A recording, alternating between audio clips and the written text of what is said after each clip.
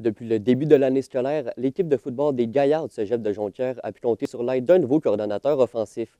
Du haut de ses 22 ans, Philippe Leduc est l'un des plus jeunes entraîneurs que les Gaillards aient jamais eu.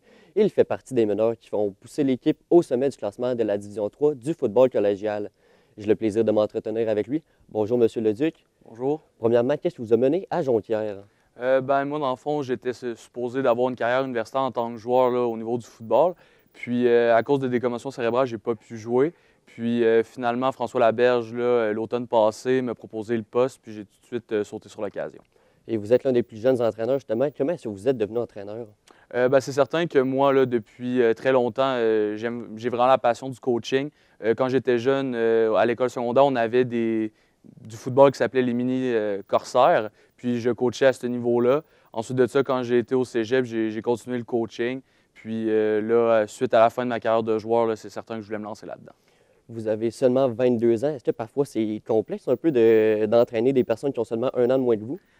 C'est certain qu'au début, je pensais que ça allait être un défi là, de mon côté, mais ça n'a pas été très long là, que les gars ont sauté dans mon plan de match que je voulais élaborer à chaque match, puis ensuite de ça, qui écoutaient mes consignes. Donc non, ça n'a pas vraiment été un problème là, durant la saison.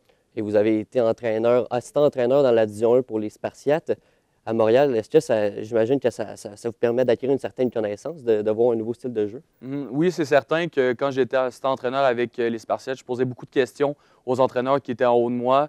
Donc, Mathieu Saint-Amand, là, qui était entraîneur de la ligne offensive, puis aussi Shérif Nicolas, qui était à ce moment-là là, entraîneur-chef des Spartiates. Je lui posais beaucoup de questions, donc ça m'a vraiment permis là, de devenir un meilleur entraîneur. Là.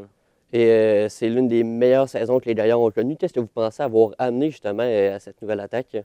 C'est sûr que moi, je crois que c'est les joueurs là, qui ont décidé de faire les jeux au bon moment, puis aussi de performer à leur niveau. Mais je crois que ce que j'ai apporté, c'est de mettre les joueurs dans les bonnes chaises. Peut-être que des fois, on avait des joueurs qui n'étaient pas à la bonne position à l'offensive pour faire des jeux. Puis là, finalement, je pense que j'ai mis les gars dans les bonnes chaises qui font en sorte qu'on a réussi là, à bien performer cette année puis avoir un bon succès offensif. Vous avez parlé justement de mettre les joueurs à la bonne position. Albert Côté-Tessier, qui était l'ancien corps arrière, maintenant c'est Anthony Ouellette. Quelle a été la raison justement de ce changement-là? C'est certain que cette décision-là ne me revient pas. C'est certain que suite au camp de printemps, moi, je pensais qu'on allait avoir une lutte à trois entre Raphaël Trottier, Albert puis Anthony. Finalement, là, suite à l'été, Albert est allé en rencontre avec François Laberge, notre entraîneur-chef. Puis ils ont discuté, finalement, ils sont venus à la décision que c'était mieux pour Albert d'aller jouer le secondaire. Puis c'est la décision qu'il a prise. Puis ça a été super bon pour l'équipe puisqu'Anthony a une super bonne saison. Puis Albert, à sa nouvelle position, a été dominant. Et selon vous, quelle est la raison du succès de l'équipe cette année? C'est certain, je pense que du côté des plans de match qu'on a apportés, les gars ont vraiment mis leur nez dedans à 100 puis aussi ont exécuté tout ce qu'on leur demandait de faire. Je pense que c'est quelque chose là, qui a fait en sorte qu'on a réussi.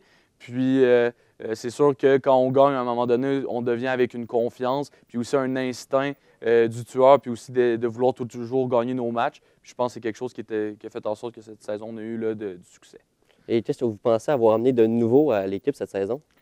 C'est certain que moi, je suis un passionné, que je veux toujours que tout soit fait à 100 que même la petite erreur, je ne serais pas satisfait. Donc, je pense que c'est ça que j'ai apporté, là, vraiment le souci du détail du côté de l'offensive. Au début, les joueurs étaient un peu moins contents, mais à force de pratiquer, d'avoir des meetings ensemble, ils ont compris que c'était pour le bien de l'équipe et non parce que j'aimais pas l'individu, mais c'était le joueur de football que je voulais qu'il soit encore meilleur. Et maintenant, bon, c'est les séries éliminatoires, pardon. Vous allez jouer contre les Lauréats du Cégep de Saint-Hyacinthe. C'est une équipe que vous n'avez jamais vue. Comment est-ce qu'on se prépare justement à une nouvelle équipe? C'est certain que nous, avec le logiciel Huddle, qui est une plateforme pour visionner des bandes vidéo, ça fait là, quelques jours que je suis là-dedans à temps plein, quasiment à part les pratiques. Donc, on regarde les matchs que les lauréats ont joués cette saison face aux adversaires de l'autre division, là, la division sud-ouest. Puis, je regarde ce qu'ils font, j'essaie de trouver des stratégies qui pourraient fonctionner contre ce qu'ils font.